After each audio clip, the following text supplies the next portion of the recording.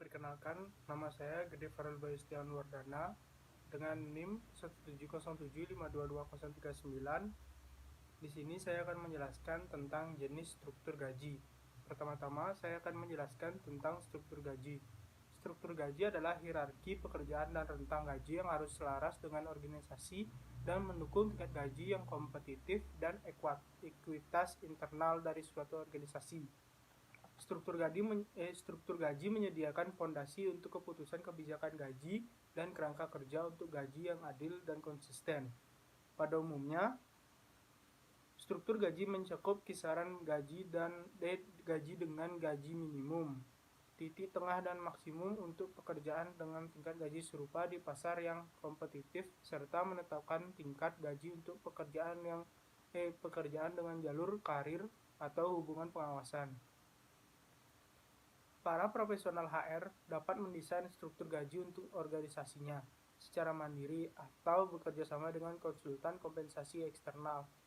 Struktur gaji menyediakan kerangka kerja untuk mengelola gaji. Struktur tingkatan menjadi struktur gaji ketika rentang pembayaran atau tanda kurung ditetapkan untuk setiap tingkatan, band atau tingkat, atau ketika nilai dilampirkan pada tulang punggung berbayar. Dalam beberapa struktur broadband, titik frekuensi dan zona pembayaran dapat ditempatkan di dalam band, dan ini menentukan kisaran gaji untuk pekerjaan yang dilokasikan untuk masing-masing band. Yang pertama, ada job analysis atau analisis pekerjaan. Analisis pekerjaan adalah proses pembelajaran pekerjaan dalam suatu organisasi. Hasil dari proses ini adalah deskripsi pekerjaan yang mencakup jabatan, ringkasan tugas pekerjaan, daftar tugas dan tanggung jawab penting, dan deskripsi konteks kerja. Juga termasuk pengetahuan, keterampilan, dan kemampuan yang dibutuhkan untuk melakukan pekerjaan. Yang kedua ada job evolution atau evaluasi pekerjaan. Evaluasi pekerjaan adalah proses menilai bobot pekerjaan dalam suatu organisasi. Hasil evaluasi pekerjaan adalah pengembangan struktur internal atau peringkat pekerjaan yang hierarkis. Di sini ada 3 metode evaluasi berbasis pekerjaan, yaitu pertama ada metode faktor point. Metode ini mengkategorikan pekerjaan-pekerjaan yang ada berdasarkan total poin yang dimiliki oleh jenis pekerjaan tersebut.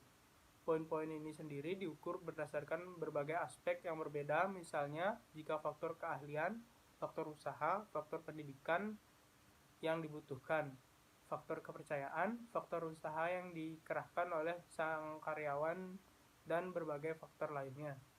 Yang kedua ada metode peringkat. Metode ini adalah metode yang paling sederhana dan lebih cocok dipergunakan di dalam sebuah organisasi atau perusahaan berukuran kecil. Metode ini mengatur pekerjaan mulai dari pekerjaan dengan ranking paling rendah hingga yang paling tinggi.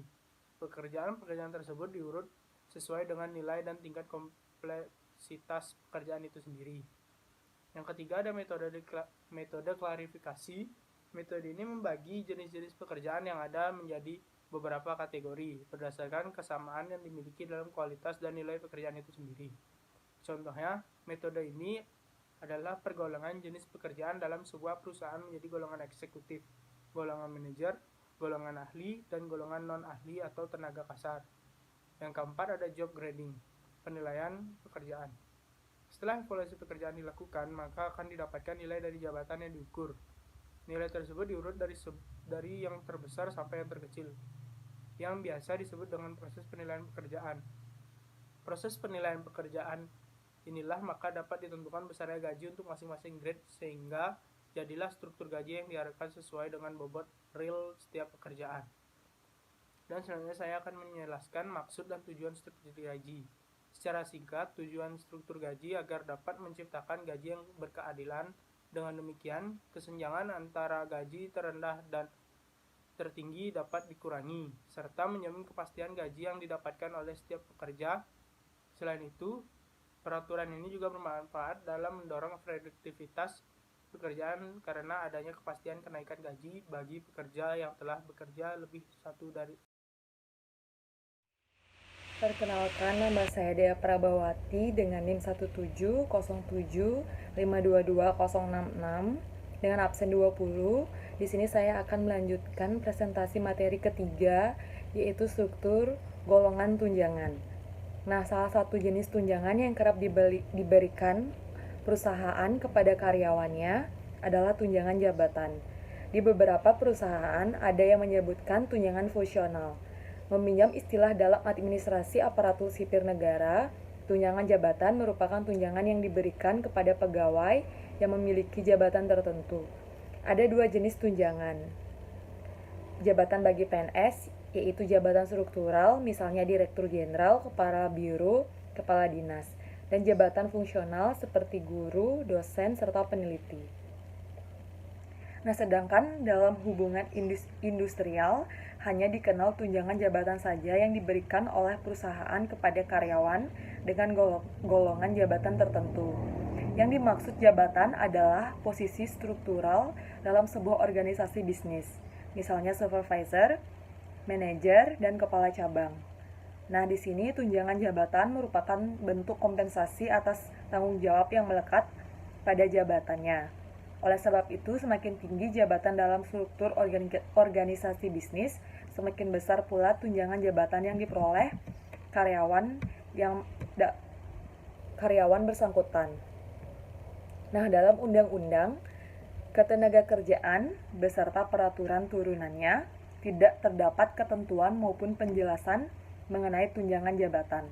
Peraturan perburuhan di Indonesia hanya mengenal dua jenis tunjangan saja, yaitu tunjangan tetap dan tunjangan tidak tetap. Dalam Surat Edaran Menteri Tenaga Kerja Nomor 7 Tahun 90 tentang pengelompokan komponen upah dan pendapatan non-upah diterangkan bahwa 1. Tunjangan tetap adalah suatu pembayaran yang teratur berkaitan dengan pekerjaan yang diberikan secara tetap untuk pekerjaan dan keluarganya serta dibayarkan dalam satuan waktu yang sama dengan pembayaran upah pokok, misalnya tunjangan anak, tunjangan istri, dan tunjangan perumahan. Yang kedua, yaitu tunjangan tidak tetap adalah suatu pembayaran yang secara langsung atau tidak langsung berkaitan dengan pekerjaan yang diberikan secara tidak tetap untuk pekerjaan dan keluarganya, serta dibayarkan menurut satuan waktu yang tidak sama dengan waktu pembayaran upah pokok. Misalnya tunjangan makanan dan tunjangan transportasi. Nah, jika mengacu pada definisi di atas, maka tunjangan jabatan termasuk dalam tunjangan tetap karena diberikan secara teratur dengan besaran tetap kepada karyawan yang memegang sebuah jabatan. Bersama gaji pokok, tunjangan ini diberikan setiap bulan serta tidak dipengaruhi oleh faktor kehadiran, kinerja, serta prestasi individu karyawan. Besarnya tunjangan jabatan hanya bisa berubah apabila karyawan yang bersangkutan berpindah menduduki jabatan yang berbeda. Undang-Undang Pengupahan Nomor 78 Tahun 2015 menjelaskan di pasal 5 bahwa upah terdiri dari komponen gaji pokok saja, gaji pokok dan tunjangan tetap serta gaji pokok merupakan imbalan dasar atas suatu pekerjaan yang wajib diberikan oleh pengusaha kepada karyawan dalam bentuk uang. Dalam hal upah terdiri dari gaji pokok dan tunjangan tetap, maka besarnya gaji pokok minimal 75% dari upah. Dengan demikian, tunjangan karyawan sifatnya tidak wajib diberikan oleh perusahaan, termasuk tunjangan jabatan. Perusahaan tidak melanggar peraturan jika hanya memberikan upah pokok saja, tanpa disertai tunjangan jabatan. Seperti halnya tunjangan lainnya, tunjangan jabatan juga merupakan objek pajak penghasilan. Dalam penghitungan PPh 21, tunjangan jabatan bersama gaji masuk dalam penghasilan bruto karyawan. Sekian materi dari saya.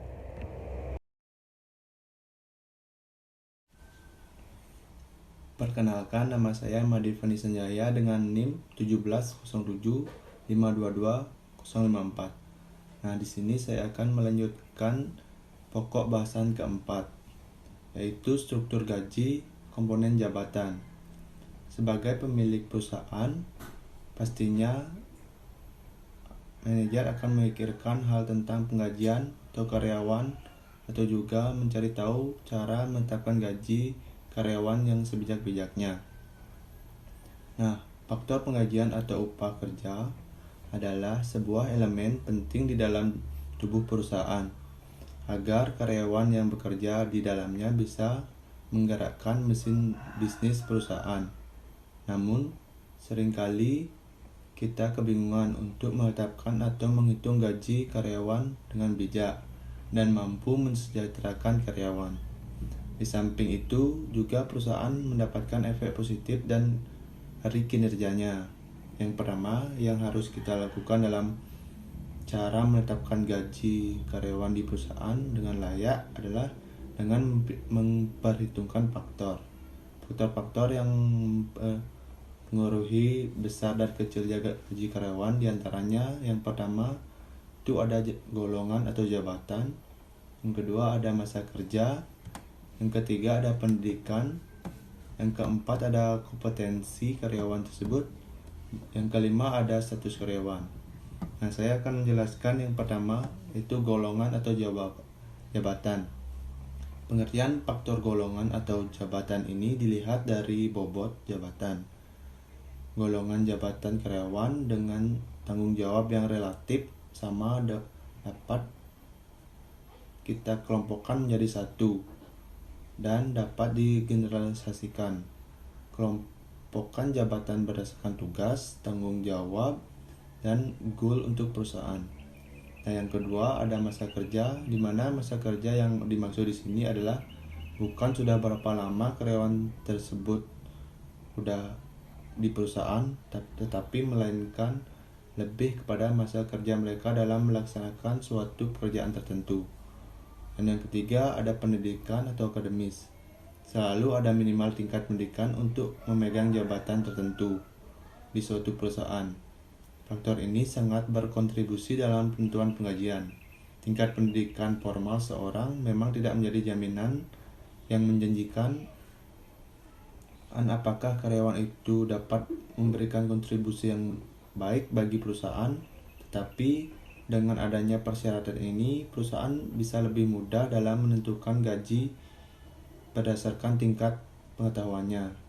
Yang keempat itu ada kompetensi karyawan. Sini faktor selanjutnya untuk mengetahui cara menetapkan gaji karyawan yang bijak adalah kompetensi karyawan itu sendiri. Kemampuan dalam bekerja adalah faktor yang benar-benar yang harus diperhatikan, karena hal ini mencakup pengetahuan, keterampilan, dan sikap kerja sesuai dengan standar. Yang terakhir ada status karyawan. Sini walaupun memiliki tanggung jawab, jabatan, dan job stack yang sama, status pernikahan dan keluarga perlu dipertimbangkan dalam lagi. Hal ini harus diperhatikan karena menyangkut KHL, kebutuhan hidup layak. Walaupun demikian, belum tentu ada undang-undang atau peraturan dalam ketenagakerjaan yang mengatur dengan tegas upah kerja karyawan lajang dan berkeluarga. Selanjutnya, struktur penggajian karyawan. Setelah menentukan faktor-faktor yang saya jelaskan tadi, cara menetapkan gaji karyawan selanjutnya adalah menyusun struktur penggajian. Untuk melakukan hal ini diperlukan struktur organisasi perusahaan, sehingga kita bisa mendapatkan susunan jabatan karyawan, di mana susunan jabatan karyawan dalam perusahaan juga dapat direvisi secara periodik sesuai kebutuhan, kondisi, dan juga dinamika perkembangan perusahaan. Nah, untuk membuat struktur gaji karyawan ada beberapa hal yang jadi catatan untuk dijadikan pertimbangan. Di antara lainnya, yang pertama itu ada top manajemen, yang kedua ada level di bawah dewan direksi, yang ketiga ada level kepala bagian, yang keempat ada level pelaksanaan tugas atau teknis. Di mana sini saya akan menjelaskan yang pertama yaitu level top manajemen atau bisa dibilang dewan direksi. Untuk jabatan ini tidak perlu ada bukan ke struktur pengajian karyawan yang disusun, dikarenakan sudah ada ketentuan tersendiri dalam sebuah perjanjian untuk top level manajemen antara dewan komisaris dan juga para pemegang saham tentang pembagian keuntungan perusahaan. Yang kedua, ada level di bawah dewan direksi. Jabatan di bawah dewan direksi seperti general manager perlu di perusahaan buatkan struktur penggajian yang jelas dan terperinci, mulai dari elemen gaji pokok, tunjangan kebakaran, tunjangan operasional, tunjangan transport, bonus, dan lain-lain. Yang ketiga, ada level kepala bagian atau supervisor, di mana jabatan tingkat ini perlu dibuatkan perinci tunjangan di luar gaji pokok seperti tunjangan biaya pengobatan, uang lembur, tunjangan kesehatan, uang lembur, dan lainnya. Yang keempat, ada yang terakhir, level pelaksanaan tugas atau teknis. Untuk level ini tidak perlu diberikan tunjangan jabatan, namun tetap memiliki hak untuk mendapatkan uang lembur. Mana perbedaan yang cukup mendasar pada level ini dengan level supervisor adalah pada level supervisor diberikan tunjangan jabatan namun tidak mendapatkan uang lembur. Sekian dari saya, akan dilanjutkan oleh teman saya.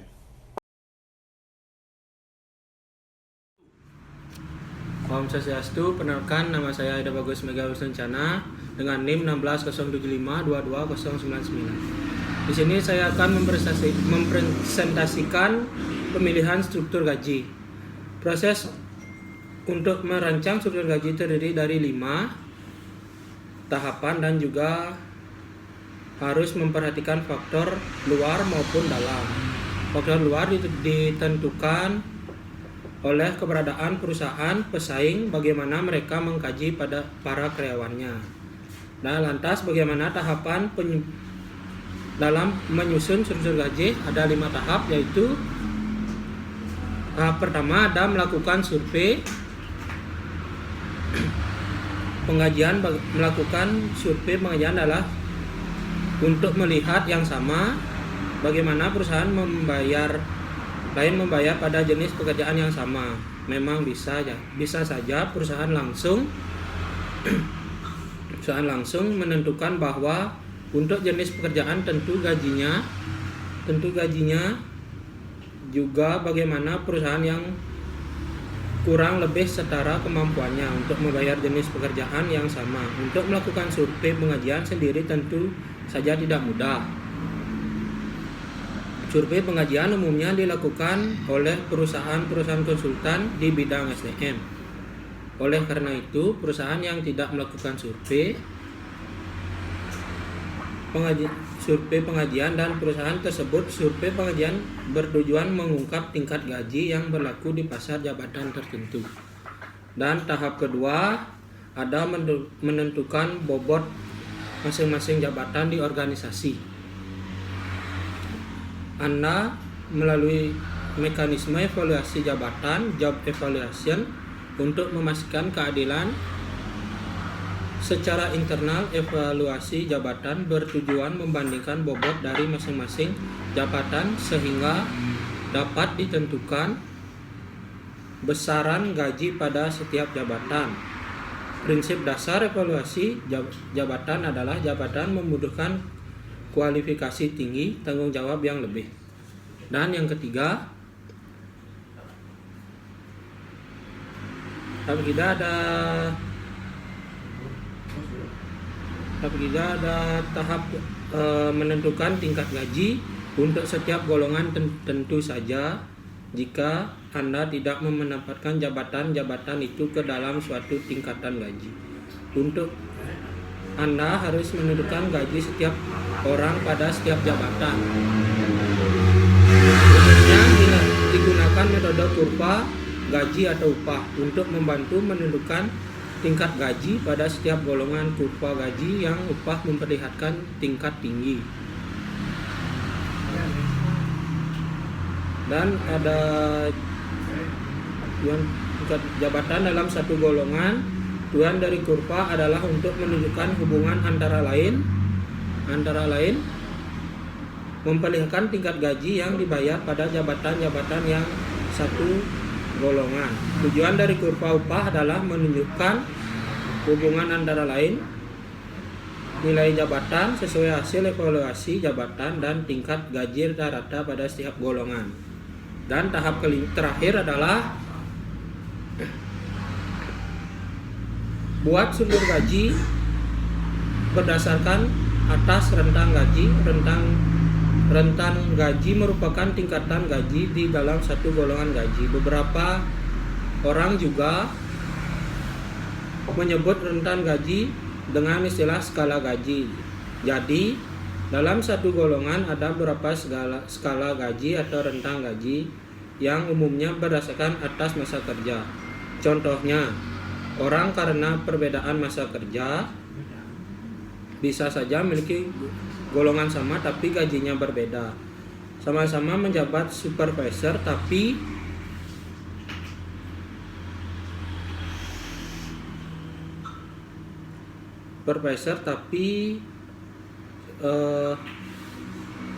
yang satu telah 10 tahun jadi supervisor, tentunya gajinya berbeda dengan orang yang baru saja tingkat supervisornya.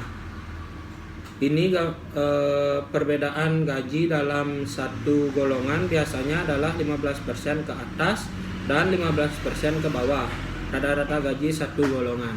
Sekian presentasi dari saya tutup dengan Brahma Santi. Om Santi.